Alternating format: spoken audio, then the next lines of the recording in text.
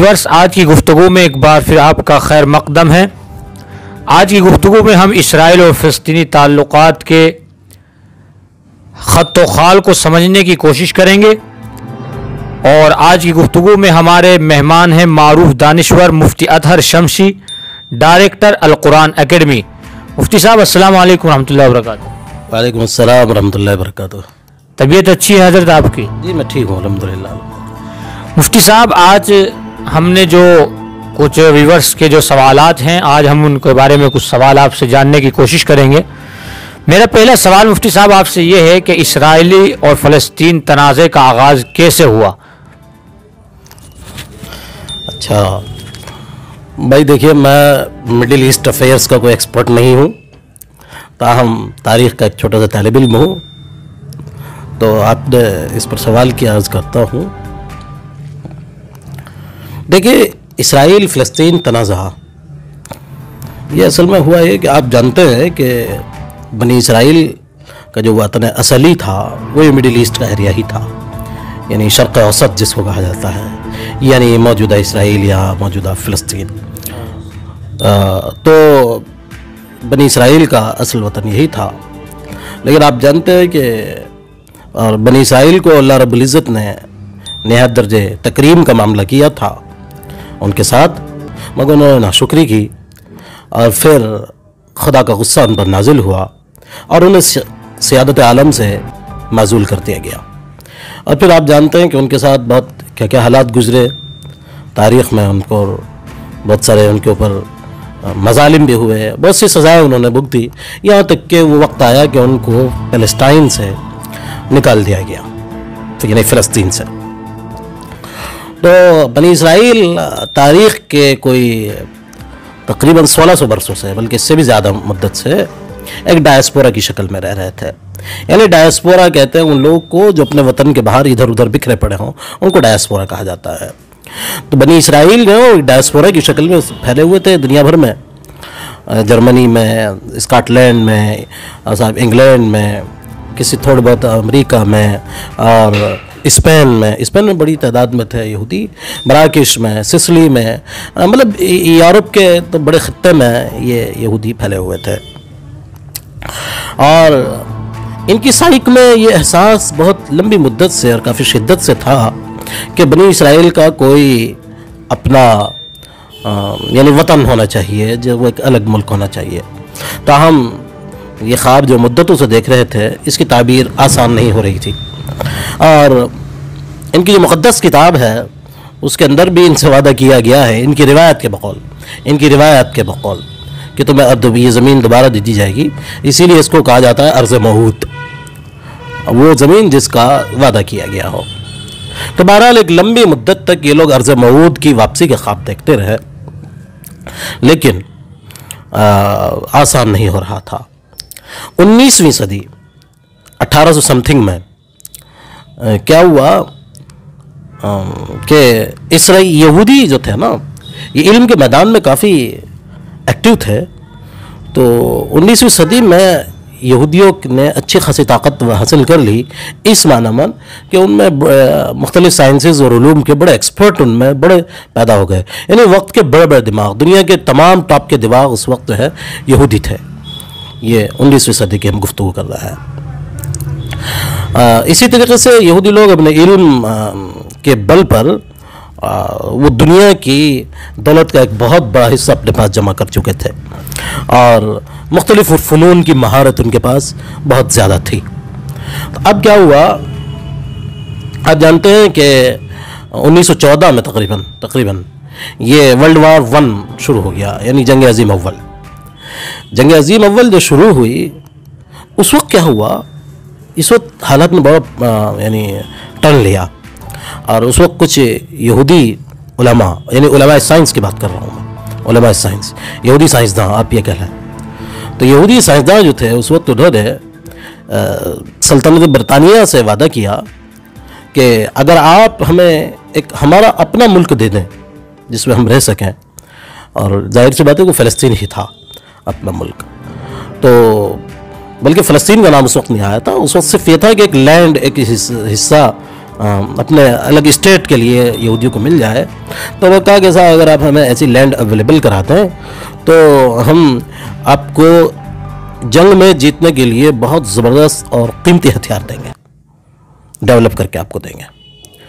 तो अच्छा मुफ्ती साहब, उस वक्त जिस वक्त इन्होंने ब्रिटेन भी की थोड़ी वजाहत कीजिए, ब्रिटेन को लोग हैं, और इस वक्त जो उन्होंने हथियार की जो बात की थी, क्या उस वक्त भी इतने मजबूत ताकतवर लोग थे?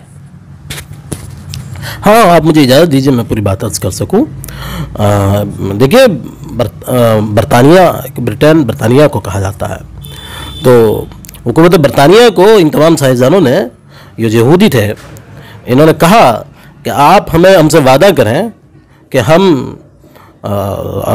आप हमें हमारा प्रोमिस्ड लैंड देंगे, हमें एक स्टेट, हमें एक मुल्क देंगे, तो हम आपसे वादा करते हैं कि जंग में हम आपकी मदद करेंगे। और उन्होंने दो तरीके से जंग में मदद की यहूदियों ने। पहला तरीका ये था उनका मदद करने का, उनके जो आली दिमाग साइंसदान थे उन्होंने बहुत ताकतवर हथियार बना के हुकूमत बरतानिया को दिए, जिसके बल पर उन्होंने पहली जंग अजीम में फतेह हासिल की। एक तो उन्होंने मदद ये की। दूसरी बात ये कि वक्त दुनिया का बहुत बड़ा सरमाया उसमें यहूदियों के हाथ में आ चुका था, उनकी खामोश मेहनत के नतीजे में। तो अपना सरमाया भी उन्होंने बरतानिया और उसके इत्तेहादियों के लिए खोल दिया। तो ये माहदा बाकायदा तौर पर हुआ बरतानिया और इसराइल के, वसअफ़न बरतानिया और यहूदियों के बीच बाकायदा तौर पर एक माहदा हुआ। और इस माहदे के मुताबिक क्या हुआ कि बरतानिया के वज़ीर ख़ारजा थे उस वक्त मिस्टर बालफोर्ड। तो मिस्टर बालफोर्ड ने उस वक्त एक डिक्लेरेशन जारी किया, 1917 में बल्कि हुआ था डिक्लेरेशन, तो उसको कहा जाता है बालफोर्ड डिक्लेरेशन क्या था? बालफोर्ड डिक्लेरेशन दरअसल हुकूमत बरतानिया की जानिब से अर्ज़ फ़लस्तीन को तोड़कर उसे दो हिस्सों में बांटने का ऐलान था, जिसमें से एक हिस्सा इसराइल बनना था। 1917 में ये हुआ था। तो 1917 में बालफोर्ड डिक्लेरेशन का ये हुआ और यानी बालफोर्ड डिक्लेरेशन जारी किया गया 1917 में। 1917 से पहले और 1917 के बाद भी चूँकि यहूदी इसका ख्वाब बहुत दिनों से देख रहे थे, तो यहूदी लोग एक बहुत चालाकी ये कर रहे थे, इसको आप समझ लें, व्यूअर्स पर ध्यान दीजिए थोड़ा सा, इसको हिंदुस्तान के तनाजुर में समझने की ज़रूरत है बहुत ज़्यादा। तो उस वक्त यानी 1917 से पहले, यानी बल्कि मैं कहूँगा 19वीं सदी से ही, 1800 समथिंग से 19वीं सदी से ही ये यहूदी जो है एक बड़ी तादाद में फ़लस्तीन की तरफ हिजरत कर रहे थे, चूँकि उनके जहन में था पहले से कि हमें देर सवेर अपना वतन वहाँ बनाना है। तो अच्छा, जैसे जैसे जंग अजीम आई तो उन्होंने उनकी महाजरत जो है फ़लस्तीन की तरफ यहूदियों की बड़ी तादाद में बढ़ गई। और फिर 1917 के बाद तो खुल्ला उन्होंने बहुत बड़ी तादाद में मतलब हिजरत की फ़लस्तीन की तरफ। और तो वहाँ एक अच्छी खासी आबादी उन्होंने अपनी बना ली। और फिर इस आबादी ने बड़े महंगे दामों पर फ़लस्तीनियों से उनकी ज़मीन ख़रीदी। उस वक्त फ़लस्तीन में जो ज़ी शऊर लोग थे उन्होंने फ़लस्तीनियों को मना किया कि आप ये कीमती ज़मीनें मत बेचें, ये कीमती ज़मीनें आप जो बेच रहे हैं यहूदी इसका फ़ायदा उठाएंगे बहुत ज़्यादा। मगर लोगों ने, फ़लस्तीनियों ने अपने सिर्फ ज़ाती नफ़े के खातिर वो कीमती ज़मीनें उनको बेच दी। यहाँ तक कि उसका नतीजा ये हुआ कि बैतुल मक़दिस जैसी कीमती, ज़ाहिर है हमारे लिए उससे कीमती जगह क्या हो सकती है, तो बैतुल मक़दिस जैसे कीमती शहर में भी बड़ी तादाद में इनके पास जायदादें हो गई। तो उन्हीं जायदादों और उसी आबादी का फ़ायदा उठाकर उन्होंने अलग स्टेट का मुतालबा किया और फिर अलग स्टेट उन्होंने बरतानिया की मदद से बनवा लिया। अच्छा, ये मैंने जो यहाँ जिक्र किया कि इन्होंने कॉलोनाइजेशन किया, यानी अपनी आबादियाँ बसाई, अपनी कॉलोनीज़ बसाई यहूदियों ने, इसमें ज़रा हिंदुस्तान के मुसलमानों के लिए सबक है। हिंदुस्तान ही मुसलमान आजकल ये बहुत बड़ी हिमाकत कर रहे हैं, अपनी कीमती ज़मीनें वो लोगों के हाथों बेच रहे हैं। मुझे डर है कि जो कीमती ज़मीनें वो लोगों के हाथों आज बेच रहे हैं, कल वो कोई मसला पैदा ना कर दें। इंडियन मुस्लिम्स के लिए बेहद ज़रूरी है, वो गरीब लेने कोई मसला नहीं है, वो ऐश इशरत की ज़िंदगी न गुजारें, ये कोई ज़रूरी नहीं है, लेकिन वो अपनी ज़मीनें बिल्कुल ना बेचें। ज़मीन बेचना किसी कौम के लिए बहुत ज़्यादा मसला का बाइस होता है। फ़लस्तीन का हम इस तजर्बा कर चुके हैं, इंडियन मुस्लिम्स को इस तजर्बे से फ़ायदा उठाना चाहिए। तो बहरहाल उसके बाद ये हुआ कि फ़लस्तीनी वहाँ आबाद, यहूदी फ़लस्तीन में आबाद हो गए। उन्होंने मुतालबा किया कि साहब हमारा अलग स्टेट बनाया जाए। बाल्फोर डिक्लेरेशन में उनके लिए ऐलान कर दिया गया।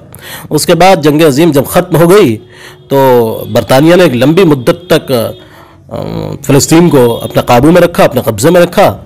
फिर वहाँ जब यानी ये मेरे ख्याल से 1944 के आसपास की बात है कि फिर बरतानिया ने ये किया कि फ़लस्तीन को अक़वाम मुत्तहिदा के हाथों में दे दिया।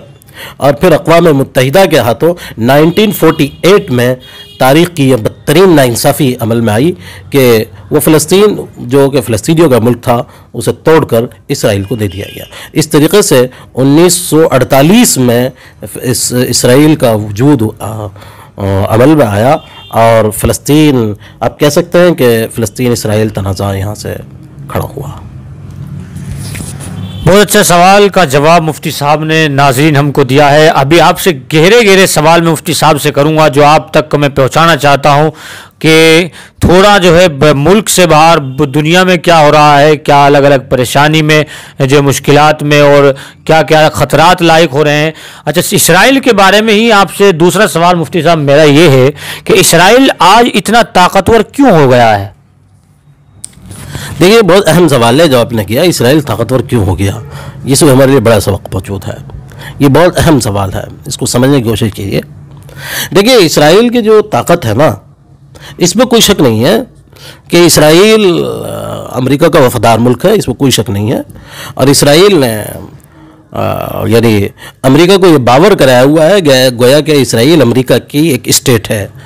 और तो इसी का नतीजा है कि अमेरिका को इसराइल को बहुत मदद देता है। बल्कि इसराइल का जो बजट होता है उस बजट का एक बड़ा हिस्सा गवर्नमेंट ऑफ अमेरिका जो है वो इसकी फंडिंग करती है। ग़ालिबन 48% बजट जो है उसका गवर्नमेंट ऑफ यूएसए, शायद 48 या इसके पास कुछ, तो वो हुकूमत अमेरिका जो है इसराइल के बजट का इतना बड़ा हिस्सा प्रोवाइड करता है। तो इसमें कोई शक नहीं कि उनकी ताकत का एक बड़ा राज ये है कि उन्होंने अमेरिका से निहायत गहरे ताल्लुकात कायम किए हैं और उनकी अमेरिका को बावर कराया है कि हम आपके वफादार हैं। मगर वफादार अमेरिका का सऊदीया भी कुछ कम नहीं है। हाँ, मगर सवाल यह है कि सऊदीया क्यों इतने ताकतवर नहीं हो गया।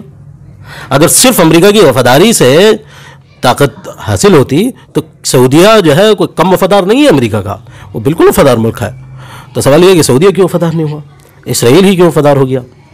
तो देखिए, उसकी एक वजह यह है कि हुकूमत इसराइल या कौम इसराइल, मैं कहूँगा इसराइली कौम ने इल्म की तरफ बड़ी तवज्जो दी। इसराइल ने अपने पूरी नेशन की बुनियाद इल्म पर रखी।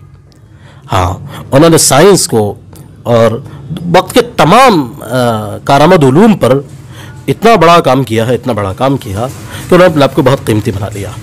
1948 में आप देखिए, 48 में इसराइल वजूद में आया। उसके बाद 48 में ही जंग छिड़ गई इसराइल की। 48 में अरब से इसराइल की जंग छिड़ गई, जिसमें वो नौआमूज मुल्क जिसके वजूद ही अब हुआ है, वो नौआमूज मुल्क उसने तमाम अरबों को शिकस्त दी। उसके बाद 54 में फिर जंग छिड़ गई, तमाम अरबों ने उसके खिलाफ जंग छिड़ी। लेकिन 54 में भी आप जानते हैं कि फिर इसराइल ने तमाम अरबों को शिकस्त दी। उसके बाद 73 में फिर ज़बरदस्त जंग छिड़ी। उसके बाद आप देखिए क्या हुआ। फिर उसके बाद इसराइल का बहुत बड़े पैमाने पर बायकॉट भी किया गया, यानी उसका सोशल बायकॉट भी हुआ। किसी अरब मुल्कों ने उनसे ताल्लुकात कायम नहीं किए, उसके पड़ोसियों ने ताल्लुकात कायम नहीं किए। यही नहीं, फिर इकोनॉमिक बायकॉट हुआ।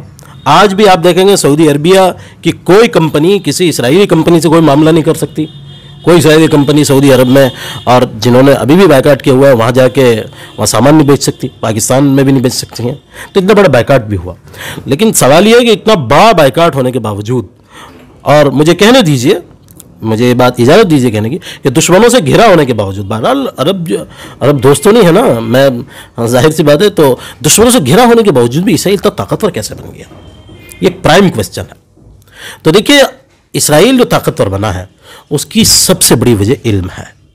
उन्होंने इस वक्त के उलूम में, वक्त के साइंस में इतनी तरक्की की। मसला आप देखिए अब उन्होंने क्या किया है। इसराइल एक डेजर्ट था, यानी रेगिस्तान। वहाँ न तो पानी था नवा जो है खेती करने का सामान मुहैया थे।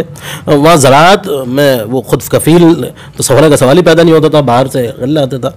मगर इजराइल ने इरिगेशन टेक्नोलॉजी पर इतना बड़ा काम किया, इतना बड़ा काम किया कि न सिर्फ ये कि इसराइल आज गल्ले और ज़राअत के मैदान में खुद कफ़ील है, बल्कि वो दूसरों को सप्लाई करता है। और यही नहीं, उसकी ये टेक्नोलॉजी जो है, ये टेक्नोलॉजी उसे दुनिया, जिस टेक्नोलॉजी को सीखने के लिए दुनिया उसकी तरफ दौड़ती है। आपको याद होगा कि प्राइम मिनिस्टर ऑफ इसराइल जब इंडिया आए थे तो हमारे prime minister mister Narendra Modi उनको वेलकम करने के लिए एयरपोर्ट पहुंचे थे। आप ज़रा सोचिए, इसराइल कितना छोटा सा मुल्क है। इसराइल की आबादी ग़ालिबन कोई 65-70 लाख की आबादी है, सिर्फ 65-70 लाख की आबादी है इसकी। और इस 65-70 लाख की आबादी में कोई 20%, 18% के करीब मुसलमान है। खैर, तो 65-70 लाख की आबादी है उसकी और चारों तरफ वो मुसलमानों से घिरा हुआ है। सिर्फ 65-70 लाख की आबादी है। आप रकबा भी उसका कोई बहुत ज़्यादा नहीं है जी, इतनी छोटी सी आबादी है। और इसके बावजूद उसका आलम क्या है कि वो जब उसका वज़ीर आज़म इंडिया आता है तो हमारे मुल्क का वज़ीर आज़म उसको रिसीव करने के लिए एयरपोर्ट जा रहा है। तो क्यों, कौन सी ताकत है वो ताकत इल्म की ताकत है।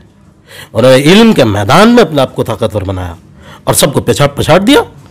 आज भारत जो इसराइल से ताल्लुकात बढ़ा रहा है, आप लोग मतलब इसको नेगेटिवली तो लोग देखते हैं, लेकिन ज़रा इस पर गौर भी तो कीजिए। आखिर क्यों, आखिर ऐसा क्या हुआ कि भारत जैसा बड़ा देश जिसके तमाम अरबों से मफादात वाबस्ता है, अरबों से मफादात, अरबों से तेल लेना है भारत को, मगर इसके बावजूद भी तमाम अरब ममालिक से मफादात वाबस्ता होने के बावजूद भी आज भारत क्यों अमेरिका इसराइल से पेंगे बढ़ा रहा है, इसको सोचिए ना।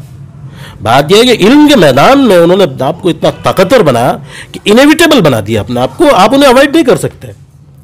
तो इसमें सबक है आपके लिए, इल्म के मैदान में इंडियन मुस्लिम्स के लिए बहुत बड़ा सबक है। इसका मतलब क्या, आप देखिए ज़रा गौर कीजिए, अरब की थोड़ा सा पॉपुलेशन पर, उसकी जो ज्योग्राफी पर और उसकी जियोपॉलिटिक्स सब पे गौर कीजिए, तो आप देखेंगे कि इसराइली कौम जो है वो तमाम अरबों के बीच में एक छोटी सी अक़लियत है, एक छोटी सी अक़लियत है, लेकिन वो एक ऐसी अक़लियत है कि तमाम अक्सरियत पर भारी है। किसी अरब की हिम्मत नहीं है कि आज आंख भी उठा के देख ले इसराइल की तरफ। इसका क्या मतलब, क्या वो बात नहीं है जो कुरान में आई, कम मिन फ़ियतिन क़लीलतिन ग़लबत फ़ियतन कसीरा, कितनी छोटी जमातें बड़ी जमातों पर गालिब आ गई। तो मुसलमानों को चाहिए वो इसराइल से सबक लें, इंडियन मुस्लिम्स को, और ये रोना बंद करें कि वो माइनॉरिटी हैं, वो अक़लियत हैं, ये रोना बंद करें। कुरान कह रहा माइनॉरिटी कुछ नहीं होता, असल तो आपकी क्वालिटी होती है कि माइनॉरिटी भी मेजॉरिटी पर गालिब आ जाती है। आप देखिए अरब इसराइल छोटी सी माइनॉरिटी है, पूरी मेजॉरिटी को उसने अपने कब्जे में किया हुआ है। तो आप इल्म के मैदान में खूब तरक्की करें, हर तरह के उलूम में, समाजी उलूम में, फितरी उलूम में, कुदरती उलूम में आप पूरी तरह से तरक्की करें। इकानमी में और साहब केमिस्ट्री में, बायो में, टेक्नोलॉजी में, फुला जितने भी उलूम हैं सब मैदानों में अपने आप को ताकतवर बनाएं, तो आप एक ऐसी माइनॉरिटी बन जाएंगे, हिंदुस्तान की एक ऐसी माइनॉरिटी आप बन जाएंगे कि ये मुल्क आपको सर ऊपर बिठाने के लिए मजबूर हो जाएगा। तो बहरहाल इसराइल की जो ताकत का राज है वो उसका इल्म है, और अगर आप इसी इल्म को आप भी हासिल कर लें तो हिंदुस्तान में आप भी ताकतवर माइनॉरिटी के रूप में उभर सकता है। बहुत अच्छा मुफ्ती साहब, जो सवाल मैंने आपसे किया है वाकई जवाब बड़ा मुतमईन दे है, बहुत जवाब नाजरीन जो मेरे व्यूवर्स हैं देख रहे हैं। मुफ्ती साहब, तीसरा सवाल आपसे मेरा ये है, क्या वजह है कि तमाम अरब मिलकर भी इसराइल को शिकस्त नहीं दे सकते? देखिए इसकी वजह मैंने अभी अर्ज की कि अरबों के पास जो असलहा है वो मांगा हुआ असलहा है, मांगा हुआ असलहा है। इसराइल के पास जो हथियार है उसका अपना पैदा किया हुआ हथियार है। तो दूसरों से मांगी हुई बैसाखियों पर की बुनियाद पर आप कंपटीशन नहीं जीत सकते। बैसाखी लेके आप दौड़ में जीत जाए, ऐसा कैसे हो सकता है? आपके यहाँ हाल ये है, अरब मुल्कों की बात करूँ मैं तो आपका केस ये है कि अरबों में यानी पूरे अरब वर्ल्ड में एक इवन सिंगल यूनिवर्सिटी ऐसी नहीं है जिसे वर्ल्ड के टॉप 10-100 यूनिवर्सिटीज में रखा जा सके। वाहिद यूनिवर्सिटी आपके पास नहीं है, इवन ए सिंगल यूनिवर्सिटी। और आप देखिए आपका आलम यह है, देखिए आज जो ताकत होती है ना वो यूनिवर्सिटी और कॉलेजों में होती है। बदकिस्मती से हम उसे मिलिट्री में ढूंढते हैं। मिलिट्री पॉलिटिक्स ये ताकत के इजहार की अलामत होती है, न कि ताकत। ताकत तो यूनिवर्सिटियों में होती है, ताकत तो कॉलेजों में होती है।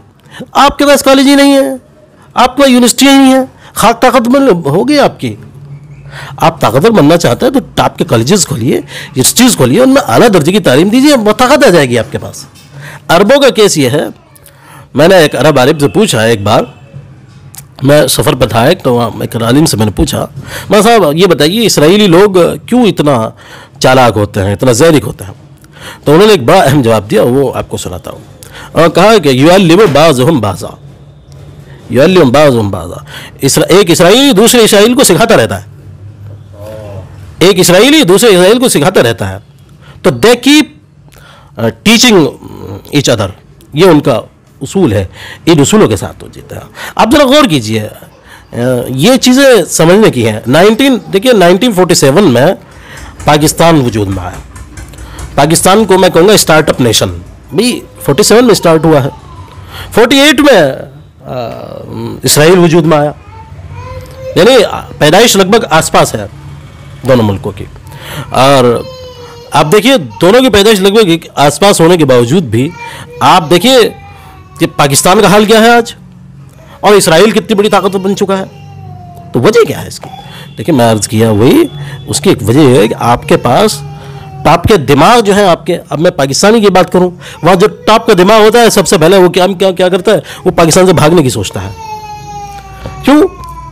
आपके यहाँ कदर नहीं है सलाहियतों की, काबिलियतों की, आप कदर नहीं करते। ये पाकिस्तान की बात नहीं, अरब की भी यही बात है।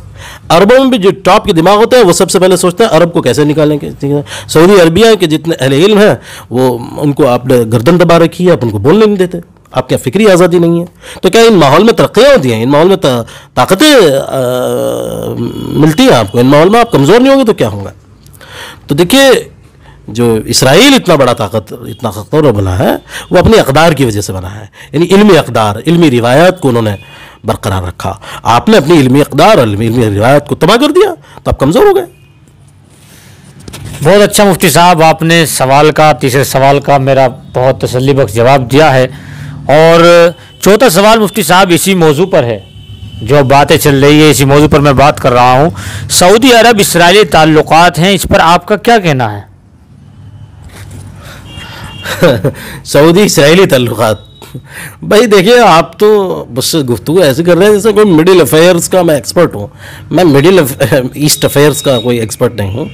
देखिए असल में सऊदी अरब और इसराइल ताल्लुकात पर जब हम एतराज़ करते हैं तो इसकी एक बहुत बड़ी वजह होती है कि हम सऊदी अरब को एक इस्लामी ममलकत समझ रहे होते हैं, कि हम समझते हैं कि सऊदी अरब एक इस्लामी ममलकत है और इसराइल जो है वो जुल्म की बुनियाद पर वजूद में आने वाला मुल्क है।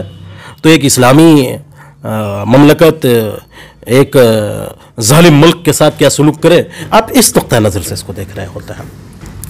मेरा इसमें नुक्ता नज़र दूसरा है। मेरे नज़दीक इसराइल और सऊदीया दोनों ही जालिम मुल्क हैं। हाँ, आप देखिए, मुझे माफ़ कीजिए बात कहने की, मुझे इजाज़त दीजिए बात अर्ज़ करने की। इसराइल ने जिस तरीके से बैतुल मक़दिस पर कब्ज़ा किया हुआ है, क्या उसी तरीके से सऊदी अरब ने मक्का और मदीना पर कब्ज़ा नहीं किया हुआ? बिल्कुल, बेशक। क्या आप मुझे बताइए, किसी सऊदी अरब के किसी शाही ख़ानदान को क्या हक़ है कि वो इस तरीके से इतना ज़ालिमाना अंदाज से दोनों इस्लाम के मुक़द्दस तरीन मकामात पर कब्ज़ा कर लें? और वहाँ कौन सा इस्लाम है जो वो जारी रखे हुए हैं? कुरान के कौन से अहकाम हैं जिन पर सऊदी अरब की पॉलिसी चलती है? अगर इस सऊदी अरब को इस्लामी मुल्क है तो उन्होंने यमन में अपने भाइयों को क्यों मार दिया? अगर सऊदी अरब कोई इसराइली मुल्क है तो आज वो जो है तुर्की में खाशकोजी का कत्ल क्यों उन्होंने कराया? अगर सऊदी अरब कोई एक ऐसा मुल्क है जो कुरान की बुनियाद पर चलता है तो चीन में ये जो कुछ हो रहा है मुसलमानों पर, उस पर क्यों नहीं बोलता सऊदी अरब? देखिए, जिस तरीके से इसराइल एक जालिम मुल्क है, इसी तरीके से सऊदी हुकूमत भी एक जालिम मुल्क है। तो एक जालिम ममलकत दूसरी जालिम ममलकत से ताल्लुकात कायम नहीं करेगी तो क्या आप सोच रहे हैं दोनों दुश्मनी करेंगे? बहुत अच्छा मुफ्ती साहब, आपने तो जो है हमारे सवाल का जवाब बहुत ही शॉर्टकट में कहिए, बड़ा यानी असर आपका जो अंदाज था जवाब देने का वो अलग ही थलग था। तो नाज़रीन, आपने देखा कि सऊदी अरब के ताल्लुकात पर भी मुफ्ती साहब ने हमें जो है रोशनी कैसे दी है। हमें सीखना चाहिए कि हम नाम इस्लाम का गाते हैं और करते कुछ हो रहे हैं। मुफ्ती साहब यही कहना है। चलो मुफ्ती साहब, आप भी हैं, हम जो है आपसे आखिरी सवाल मेरा ये है, 5वां सवाल आपसे ये है मेरा कि क्या आप इसराइल जाना पसंद करेंगे? क्या नहीं भाई, वहाँ बैतुल मक़दस है, मैं क्यों इस बात को पसंद नहीं करूँगा कि हम बैतुल मक़दस जाएं और उस नूरानी माहौल का वहाँ तजुर्बा करें। हज़रत इब्राहीम अलैहिस्सलाम का की कब्र मुक़द्दस वहाँ है, यूशा अलैहिस्सलाम की कब्र मुक़द्दस वहाँ है, अंबिया बनी इसराइल की क़ुबूर वहाँ हैं, उनके आसार वहाँ हैं। तो मेरी ज़िंदगी की बड़ी ख्वाहिशात में से ख्वाहिश है कि मैं सफ़र करूँ, उस अर्ज़ मुक़द्दस का सफ़र करूँ, वहाँ की रूहानी माहौल से मैं फ़ायदा उठाऊँ। और इसके साथ ही साथ मैं इसराइल की उस मुल्क को ख़ुद इसलिए देखना चाहता हूँ कि उन्होंने कि इसराइल जो ताकतवर मुल्क है, जिसकी ताकत का तज़किरा हमने मुख्तलिफ़ किताबों में, जर्नल्स में और मतलब पढ़ने कर हमने उसको समझने की कोशिश की है। मैं ख़ुद चाहता हूँ एक बार मुझे ऐसा मौका मिले, मैं जाऊँ, बराह रास्त तौर पर समझने की कोशिश करूँ कि आखिर यहूदी लोग इतना ताकतवर क्यों हो गए हैं, आखिर क्या वजह है। देखिए, हमें एक प्रॉब्लम हमारी ये है कि हम सबको नफ़रत की निगाहों से देखते हैं। मैं यहूदियों को भी हम नफ़रत की निगाहों से देखते हैं कई बार। देखिए, मैं किसी यहूदी से नफ़रत नहीं करता, मैं किसी इंसान से, इस दुनिया में किसी इंसान से नफ़रत नहीं करता। मैं चाहता हूँ कि मैं अगर मुझे कभी मौका मिले इसराइल जाऊँ, वहाँ की यूनिवर्सिटियाँ देखूँ, वहाँ के कॉलेजेस देखूँ, वहाँ के इदारे देखूँ, मैं देखूँ वहाँ हो क्या रहा है, और फिर जो कुछ वहाँ देखूँ वो जो तजर्बात मैं वहाँ से सीख के आऊँ वो अपने लोगों के साथ यहाँ शेयर करूँ, तो मुझे अगर ऐसा मौका मिले कि मैं वहाँ जाऊँ तो मैं वहाँ से वो चीज़ें सीख कर आऊँगा, वो ताकत का वो राज मैं खुद समझने की कोशिश करूँगा और लोगों के साथ शेयर करूँगा, अपने लोगों के साथ। आखिर मुझे अपने मुल्क को ताकतवर बनाना है। आखिर मेरी ख्वाहिश है कि मेरा मुल्क विश्व गुरु बने, मेरी ख्वाहिश है कि वो मेरा मुल्क वर्ल्ड लीडर बने। तो अगर मुल्क को वर्ल्ड लीडर बनाने के लिए मुझे इसराइल जाकर सीखना पड़े तो क्या मसला है, देयर इज़ नो इशू। रसूलुल्लाह ने फरमाया कि इल्म किसी भी मोमिन की गुमशुदा मता है, उसे जहाँ भी मिले वही सबसे ज़्यादा उसका हकदार है। जज़ाकल्लाह।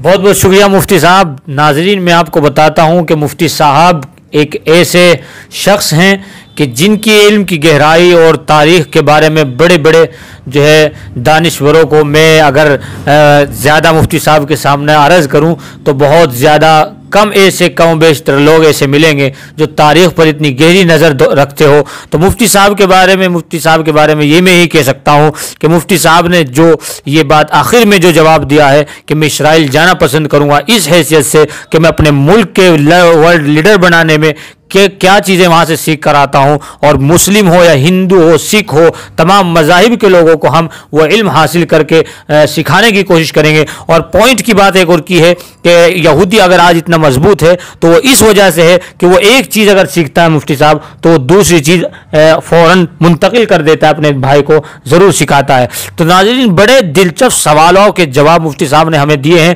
यहीं तक आज सोशल जस्टिस का ये बंदा मुफ्ती साहब का शुक्रिया अदा करता है कि मुफ्ती साहब ने इन हालात में जो पूरी दुनिया में के एक तरीके से परेशानी का एक वबा, एक परेशानी की फैली हुई है कि इसराइली ताल्लुकात, झगड़े और फसादात में एक दुनिया पलट रही है, इस बारे में मैंने नुक्ता मुफ्ती साहब से सवालात किए हैं। बहुत बहुत शुक्रिया मुफ्ती साहब, बहुत बहुत शुक्रिया आपने। जज़ाकल्लाह जज़ाकल्लाह। मुफ्ती साहब, आपने हमें वक्त दिया है, इसके लिए हम आपका बहुत शुक्र अदा आपका बड़े मशकूर हैं, और इसी बारे में हम आगे इंशाअल्लाह मुलाकात करेंगे। मुफ्ती साहब, अस्सलाम वालेकुम। जज़ाकल्लाह, शुक्रिया।